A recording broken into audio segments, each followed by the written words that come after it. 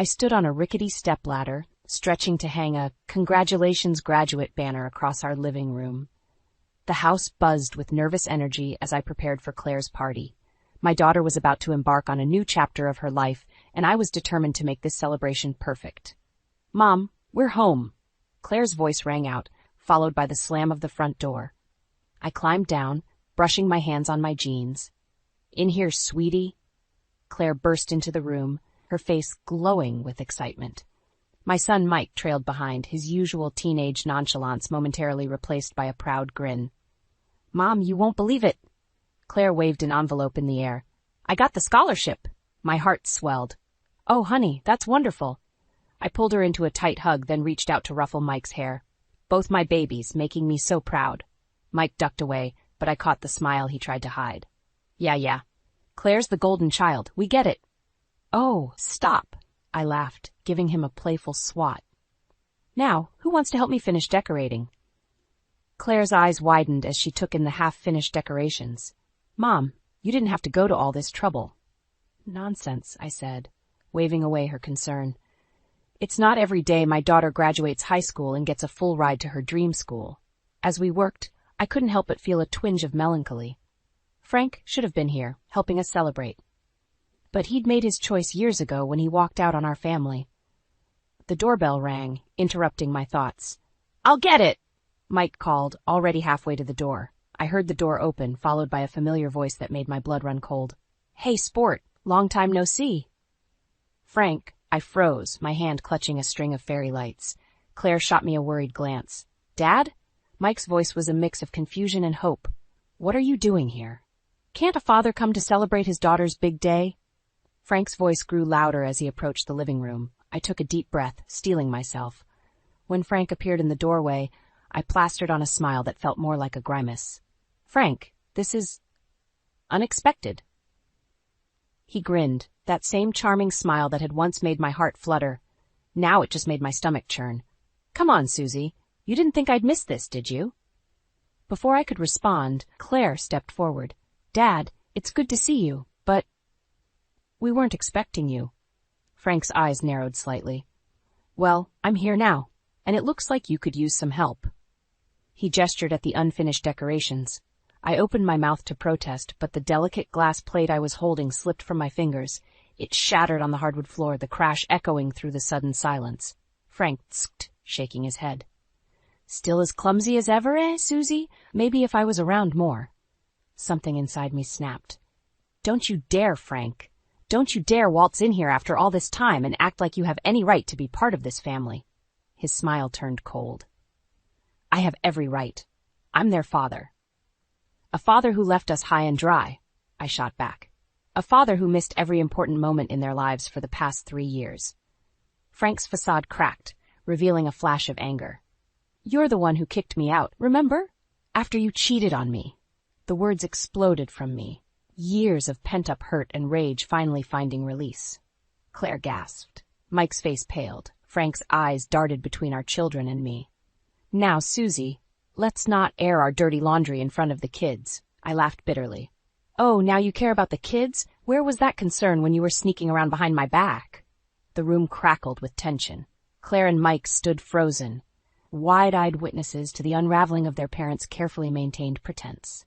Frank's jaw clenched. "I think we need to talk. Privately." I glanced at my children's shocked faces, then back at Frank. This was supposed to be Claire's day, and here I was, letting him ruin it all over again. "Fine," I said, my voice cold. "Kids, why don't you go to your rooms for a bit? Your father and I need to have a little chat." As Claire and Mike reluctantly left the room, I turned to face Frank, my heart pounding. Whatever he had come here for, I was determined not to let him destroy our lives again. The morning after Frank's unexpected visit, I sat at the kitchen table, staring at my laptop screen in disbelief. My savings account balance glared back at me, mocking my attempts at financial stability. How could it have dropped so drastically? "Mom, have you seen my blue sweater?" Claire's voice floated down from upstairs.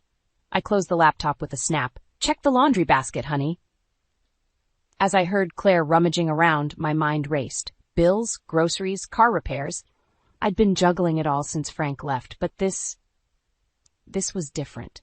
A sinking feeling in my gut told me Frank might be involved. The phone rang, startling me out of my thoughts. It was my mother, Evelyn. "Susan, dear, how are you holding up after yesterday's drama?" I sighed, twirling the phone cord around my finger. "I'm fine, Mom. It's just, something's not right with my finances." "What do you mean?" Her voice sharpened with concern. "There's money missing from my savings. A lot of money." There was a pause on the other end. "Susan, you don't think Frank—" "I don't know what to think anymore," I admitted, my voice cracking. "Listen to me," Evelyn said firmly. "You've relied on that man for far too long. It's time you take control of your own life." Her words stung, but I knew she was right. "But how, Mom? I'm barely keeping my head above water as it is." "One step at a time, dear. First, you need to find out what happened to that money." As we talked, a memory surfaced, Frank, years ago, insisting we set up joint accounts for convenience. I'd agreed, trusting him completely. What a fool I'd been. "I'll look into it," I promised, just as Claire bounded into the kitchen. "Found it," she announced triumphantly, holding up her sweater. Her smile faded as she caught my expression. "Mom? What's wrong?" I forced a smile. "Nothing, sweetie. Just talking to Grandma about some boring adult stuff." Claire's eyes narrowed. She was too perceptive for her own good sometimes. "Is it about Dad?" I hesitated, then nodded. No use lying to her. "Sort of, but don't worry about it, okay? You focus on school." She sat down across from me, her face serious. "Mom, I'm not a kid anymore. You can talk to me." For a moment, I was tempted to unload everything. The missing money, my suspicions about Frank, the constant struggle to keep our family afloat. But looking at her young, earnest face, I couldn't bring myself to burden her. "I know, sweetie, and I appreciate that. But right now, the best thing you can do is concentrate on your studies. This scholarship is a big deal." Claire opened her mouth to argue, but just then, Mike stumbled into the kitchen, bleary-eyed and tousle-haired. "Morning," he grunted, heading straight for the coffee maker. I raised an eyebrow. "Since when do you drink coffee?" He shrugged, pouring himself a cup. "Since I decided I want to be a lawyer." Claire and I exchanged surprised glances. "A lawyer?" I asked. "Where did this come from?" Mike took a sip, grimacing at the bitter taste. "After yesterday? I want to help people like us, Mom, people who get screwed over by jerks like Dad." My heart swelled with pride and sadness. My children were growing up so fast, shaped by the very struggles I'd tried to shield them from. That's wonderful, Mike," I managed, blinking back tears. As we sat there, the three of us sharing a moment of unexpected connection, my phone buzzed. A text from Frank. "We need to talk about the kids' college funds. Meet me for lunch?" My stomach churned. College funds? What college funds? We'd barely discussed Claire's education expenses, let alone Mike's. I looked up at my children, their faces a mix of curiosity and concern. Whatever game Frank was playing, I couldn't let him hurt them again. I had to find out what was going on, no matter the cost. "Kids," I said, my voice steadier than I felt, "I need to run an errand. Will you be okay on your own for a bit?" As they nodded, I steeled myself for the confrontation to come. It was time to find out just how deep Frank's deception ran. I sat in my car outside Frank's office, my hands shaking as I gripped the steering wheel. After days of digging, I'd uncovered more than just missing money. There was a trail of deceit that led straight to a woman named Diane. Taking a deep breath, I stepped out of the car and marched into the building. Frank's secretary tried to stop me, but I brushed past her, barging into his office. "Susan?" Frank looked up, startled. "What are you doing here?" I slammed a folder on his desk. Explaining where our children's college funds went, apparently. His face paled as he flipped through the documents, bank statements, credit card bills, and a damning photo of him with a blonde woman outside a hotel.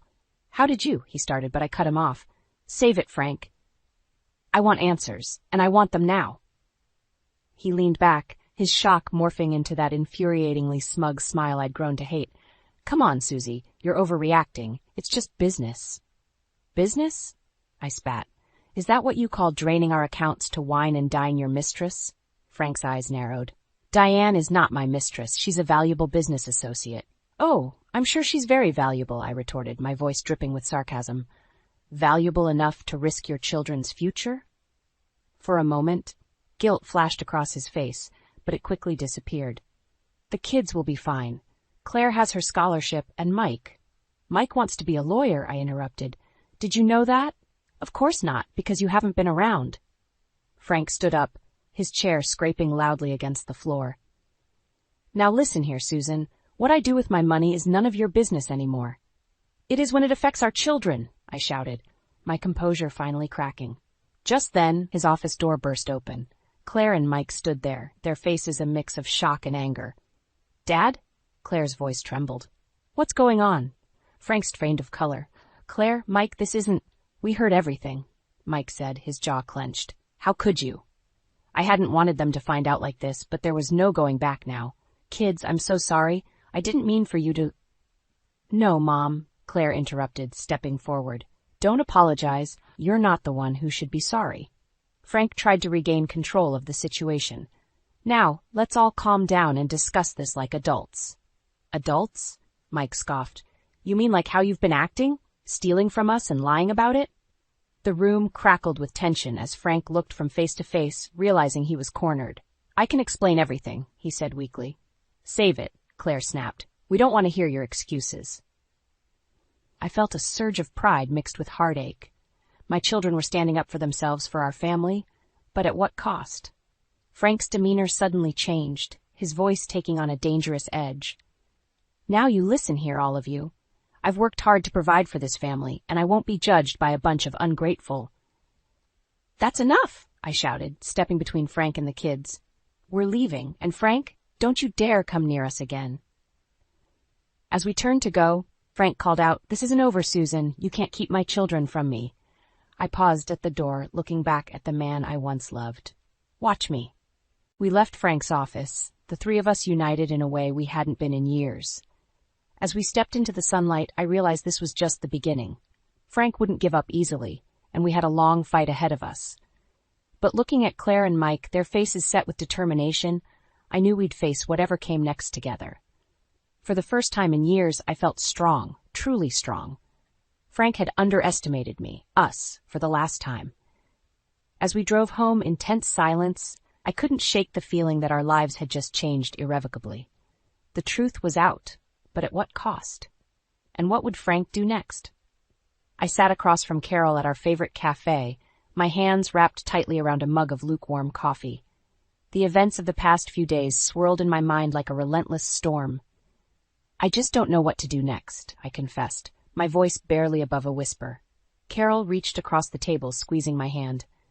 Susan, you've already done the hardest part. You stood up to Frank. I nodded, but the weight on my shoulders felt heavier than ever.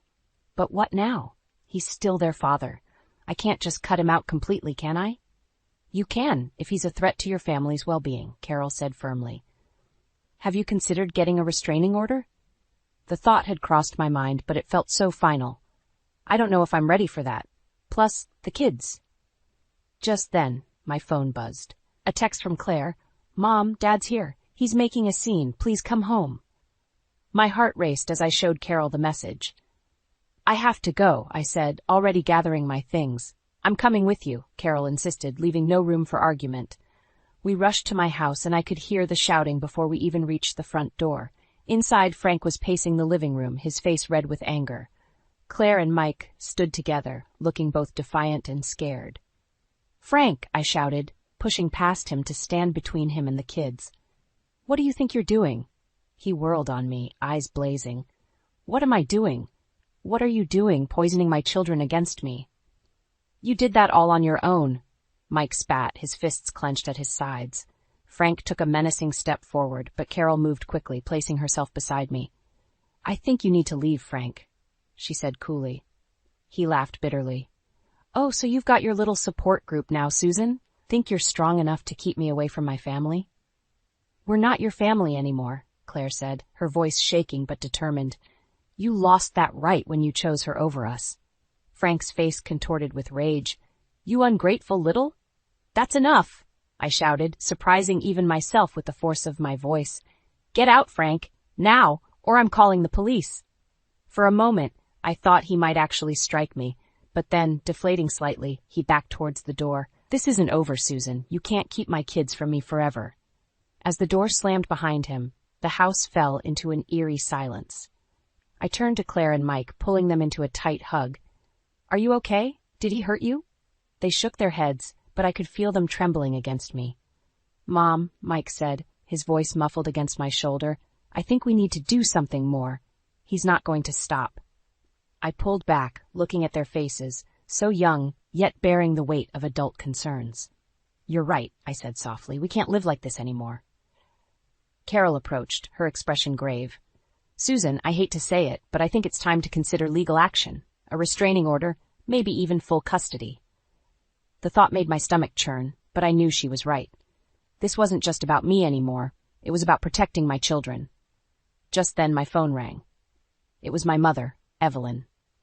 "Susan," she said without preamble, "I've been thinking. You need to confront this Diane woman directly, get the full story from her." I blinked, taken aback. "Mom, I don't think." "Listen to me," Evelyn interrupted. "Frank's not going to tell you the truth, but this woman, she might. And you need all the ammunition you can get if you're going to fight him." As I hung up, I felt a strange mix of fear and determination settling over me.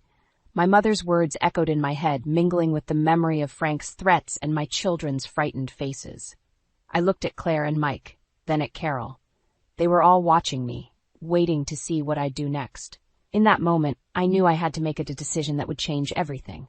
"Okay," I said, my voice steadier than I felt. "I'm going to find Diane. It's time to get the whole truth, once and for all." My heart pounded as I stood outside the small cafe where I'd arranged to meet Diane. Part of me still couldn't believe I was doing this, but I knew it was necessary. I took a deep breath and pushed open the door. I spotted her immediately. Blonde, beautiful, and looking as nervous as I felt. As I approached, her eyes widened in recognition. "Susan?" she asked, her voice barely above a whisper. I nodded, sliding into the seat across from her. "Thank you for agreeing to meet me, Diane." For a moment, we just stared at each other, the weight of our shared connection to Frank hanging heavy between us. Finally, Diane spoke. "I suppose you're here to tell me to stay away from your husband," she said, a hint of defiance in her tone. I couldn't help but laugh, though it came out bitter. "Ex-husband," I corrected, "and no, that's not why I'm here. I'm here because I need the truth." Diane's bravado faltered. "The truth about what?" "Everything," I said simply. "Frank's lies, the missing money, all of it. I need to know what I'm up against." She looked away, her fingers nervously tracing the rim of her coffee cup. "I don't know if I can." "Please," I interrupted, leaning forward. "My children's future is at stake here. I need to understand what's really going on." Something in my voice must have reached her, because when Diane looked back at me, her eyes were filled with unexpected compassion. "All right," she sighed, "but you're not going to like what I have to say." Over the next hour, Diane painted a picture of Frank that was both familiar and shockingly new. She told me about his grand promises, his manipulative charm, and the web of lies he'd spun to keep us both in the dark. "He told me you were separated," Diane admitted, shame coloring her cheeks, "that you were just staying together for the kids. I had no idea." I felt a surge of anger, not at Diane, but at Frank. "He's been playing us both," I realized aloud. Diane nodded, then hesitated before reaching into her purse. "There's something else you should see," she said, pulling out a stack of papers. As I flipped through them, my blood ran cold. Bank statements, property deeds, offshore accounts, all in Frank's name, all hidden from me during our divorce. "He's been siphoning money for years," Diane explained quietly. "I only found out recently when I overheard him on the phone with his lawyer." I sat back, my mind reeling. This was so much worse than I'd imagined. Not only had Frank betrayed our family emotionally, but he'd also been systematically stealing our financial future. "Why are you showing me this?" I asked, my voice shaking. Diane's eyes met mine, filled with a mixture of regret and determination. "Because it's the right thing to do, and because I'm done being his puppet. I want out, just like you." In that moment, I saw Diane not as my rival, but as another victim of Frank's manipulation. An unexpected feeling of solidarity washed over me. "What are you going to do?" Diane asked softly. I took a deep breath, my resolve hardening. "I'm going to fight," I said, surprising myself with the strength in my voice. "For my kids, for myself, and for every penny he's stolen from us." Diane nodded, a small smile playing at her lips. "Good. And if you need a witness to his deception, well, you know where to find me." As I left the cafe, my mind was racing with possibilities. I had evidence now, real proof of Frank's deceit. But I also knew that using it would mean war, a messy, painful battle that would affect not just me, but my children as well. Standing on the sidewalk, clutching the damning papers to my chest, I realized I was at a crossroads. I could play it safe, try to negotiate quietly with Frank, or I could go nuclear, exposing everything and fighting for what was rightfully ours. The choice loomed before me, each path fraught with its own dangers and potential rewards. But as I thought of Claire's dreams of college, of Mike's determination to become a lawyer, I knew what I had to do. I pulled out my phone and dialed my mother's number. "Mom," I said when she answered, my voice steady and determined, "I need you to recommend a good lawyer. It's time to take Frank down." The day of Claire's graduation party arrived, and with it, a storm of emotions I wasn't prepared for. As I arranged platters of food and hung the last of the decorations, my mind raced with everything that had transpired over the past weeks. The confrontation with Frank, the revelations from Diane, the weight of the legal battle looming ahead, it all swirled together, threatening to overwhelm me. "Mom, you okay?" Claire's voice cut through my thoughts. She stood in the doorway, resplendent in her new dress, concern etched on her face. I forced a smile. "Of course, sweetie. Just making sure everything's perfect for your big day." She didn't look convinced, but let it slide. As guests began to arrive, family, friends, Claire's classmates, I felt a growing sense of unease. Frank hadn't responded to my invitation, and part of me hoped he wouldn't show up at all. But of course that was too much to ask for. I was in the kitchen refilling a punch bowl when I heard his voice boom through the house. "Where's my graduate?" My hands shook, nearly spilling the punch. Taking a deep breath, I steeled myself and walked into the living room. Frank stood in the center, all smiles and charm, as if he hadn't been absent for months, as if he hadn't stolen from us, lied to us, betrayed us in every way possible. "Frank," I said, my voice steadier than I felt, "I didn't think you'd come." He turned, his smile faltering for just a moment. "Come on, Susie, you didn't think I'd miss my little girl's big day, did you?" Before I could respond, Claire appeared, her face a mask of conflicting emotions. "Dad, what are you doing here?" "Celebrating you, of course." Frank moved to hug her, but Claire stepped back. "I didn't invite you," she said, her voice cold. Frank's facade cracked, anger flashing in his eyes. "Now listen here, young lady." "No, you listen," I interrupted, stepping between them. "This is Claire's day. You don't get to waltz in here and ruin it." The room had gone quiet, all eyes on our family drama unfolding. I could see Mike in the corner, fists clenched, ready to jump in if needed. Frank laughed, but it was a harsh, bitter sound. "Oh, that's rich coming from you, Susan. Turning my own children against me. What lies have you been feeding them, huh?" "The only liar here is you, Frank." I turned, shocked to see Diane standing in the doorway. She walked in, her head held high, ignoring the whispers that erupted around us. Frank's face paled. "Diane, what are you?" "I'm here to set things right," she said, coming to stand beside me. "To tell the truth about everything you've done." Frank's charm evaporated, replaced by a desperate anger. "You don't know what you're talking about, both of you. You're just bitter, jealous. Enough!" Claire's shout silenced the room. She stood tall, tears in her eyes, but determination on her face. "I've heard enough. Dad, I want you to leave, now." Frank looked around wildly, seeking an ally and finding none. His gaze landed on me, filled with a hatred that made me flinch. "This isn't over," he snarled. "You think you can turn everyone against me? I'll destroy you, Susan. I'll take everything." As he stormed out, slamming the door behind him, I felt my knees go weak. But before I could fall, I felt arms around me. Claire on one side, Mike on the other, holding me up. The room buzzed with shocked conversations, but all I could focus on was my children's steady presence. We'd done it. We'd stood up to Frank together. But as the adrenaline faded, fear crept in. Frank's threat echoed in my ears. This wasn't over. It was just the beginning of a war. And I knew, looking at my children's faces, that the real fight was yet to come. I took a shaky breath, trying to calm my racing heart. We'd weathered this storm, but at what cost? And what would Frank do next, now that he had nothing left to lose? As the party continued around us, subdued but determined, I clung to my children, wondering if I had the strength for the battle ahead. But looking at their faces, Claire's quiet resolve, Mike's protective stance, I knew I had no choice. For them, I would find the strength. For them, I would fight with everything I had. The days following Claire's graduation party blurred together in a whirlwind of emotions and activity. Frank's dramatic exit and threats lingered in the air like a toxic cloud, poisoning what should have been a time of celebration. I found myself jumping at every phone call, every knock at the door, wondering if this would be the moment Frank made good on his promise to destroy us. It was a quiet Tuesday afternoon when everything came to a head. I was at my desk trying to focus on a web design project when my phone buzzed with a text from Claire. "Mom, there's a moving truck outside Dad's house. What's going on?" My heart raced as I dialed Frank's number, but it went straight to voicemail. Panic rising, I called my lawyer. "Susan," he said, his voice grave, "I've just received notice. Frank's filed for bankruptcy and is contesting the divorce settlement. He's claiming you hid assets and manipulated him into an unfair agreement."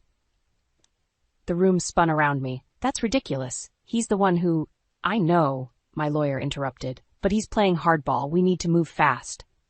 As I hung up, another text came through, this time from Mike. "Mom, Dad's here. He's taking stuff from the garage. Says it's his." Without thinking, I grabbed my keys and raced out the door. The short drive to our old house felt like an eternity. When I pulled up, I saw Frank loading boxes into a battered pickup truck, Mike standing nearby with clenched fists. "Frank!" I shouted, slamming my car door. "What do you think you're doing?" He turned, a smirk on his face that made my blood boil. "Just taking what's rightfully mine, Susie. You should be familiar with that concept." "You have no right," I hissed, stepping between him and the truck. The court," Frank sneered, "is going to hear all about how you've been hiding money, turning the kids against me. How does it feel, Susan, to have your whole world turned upside down?" Mike moved to my side, his voice shaking with anger. "Stop it, Dad. Just stop." Frank's face softened for a moment, looking at our son. "Mike, you don't understand. Your mother—" "I understand perfectly," Mike interrupted. "I understand that you're a liar and a thief." The raw hurt that flashed across Frank's face almost made me feel sorry for him. Almost. "You've made your choice," I said, my voice steadier than I felt. "Now leave, before I call the police." For a moment, I thought he might lash out. But then, deflating, Frank climbed into the truck. "This isn't over," he muttered as he drove away. As the dust settled, I felt the adrenaline drain from my body, leaving me shaky and weak. Mike wrapped an arm around me, supporting me as we walked back to the house. Inside, we found Claire and my mother, Evelyn, waiting anxiously. "I called Grandma," Claire explained, her eyes wide with worry. Evelyn stepped forward, enveloping me in a hug. "Oh, Susan," she murmured, "I'm so sorry you're going through this." As we all sat around the kitchen table, the reality of our situation sank in. Frank's actions threatened everything. Our home, Claire's college fund, our very stability. "What are we going to do?" Claire asked, her voice small. I looked around at my family, my brave, resilient children, my supportive mother, and felt a surge of determination. "We're going to fight," I said firmly. "Together." Evelyn reached across the table, squeezing my hand. "Susan, I've been thinking, why don't you and the kids move back into the family home? It's paid off, plenty of room. It would give you some breathing space while you sort this out." The offer stunned me. "Mom, I couldn't possibly." "You can and you will," Evelyn insisted. "It's time this family stood together against Frank's bullying." As I looked at the hopeful faces of my children, I felt a glimmer of something I hadn't experienced in a long time. Hope. Frank might have declared war, but he had underestimated the strength of our family bond. "Okay," I said, nodding slowly. "Okay, let's do it." In that moment, surrounded by love and support, I knew that no matter what Frank threw at us next, we would face it head on. The battle wasn't over, but for the first time, I truly believed we could win. 6 months after moving into my mother's family home, I stood in the kitchen, surrounded by the warm chatter of women who had become my lifeline. What had started as informal coffee meetings to discuss our shared experiences with manipulative ex-partners had blossomed into a full-fledged support group. Today, we were celebrating our first official meeting as a registered nonprofit organization. As I poured coffee for Carol, my eyes drifted to the window where I could see Claire helping Mike with his law school applications. My heart swelled with pride. Despite everything Frank had put us through, my children had not just survived but thrived. The doorbell rang, and I excused myself to answer it. My breath caught in my throat when I saw Frank standing there, looking older and more haggard than I remembered. "Susan," he said, his voice lacking its usual bravado, "can we talk?" For a moment, I was tempted to slam the door in his face, but the strength I'd found over these past months steadied me. 5 minutes, Frank. That's all you get." We stepped onto the porch, the late afternoon sun casting long shadows across the lawn. "I heard about your support group," Frank began, shuffling his feet, "and about Mike's plans for law school. I wanted to say I'm proud of you all." I raised an eyebrow, waiting for the other shoe to drop. Frank sighed heavily. "I've been doing a lot of thinking, a lot of therapy too. I realize now how much damage I've done. To you, to the kids, to myself." "Why are you telling me this, Frank?" I asked, my voice steady. He met my eyes, and for the first time in years, I saw genuine remorse there. "Because I owe you an apology. A real one. What I did was unforgivable, and I don't expect you to forgive me. But I want you to know that I see it now. All of it." I felt a weight I hadn't even realized I was carrying lift from my shoulders. "Thank you for saying that, Frank. It means more than you know." He nodded, then reached into his pocket and pulled out an envelope. "This is for the kids. It's not much, but it's a start. I want to make things right, if I can." As I took the envelope, our fingers brushed, and I was struck by how little I felt. The anger, the hurt, the bitterness, it had all faded, replaced by a calm strength I'd never known I possessed. "You can start by being there for them," I said. "Really being there. No more games, no more lies." Frank's eyes welled with tears. "I'd like that, if they'll let me." As he turned to leave, I called out, "Frank?" He paused, looking back. "I forgive you, not for you, but for me, for our family." The smile he gave me was small but genuine. As I watched him walk away, I realized this was the closure I'd been seeking all along. Back inside, I was greeted by the concerned faces of my support group. "Everything okay?" Carol asked, squeezing my arm. I nodded, feeling lighter than I had in years.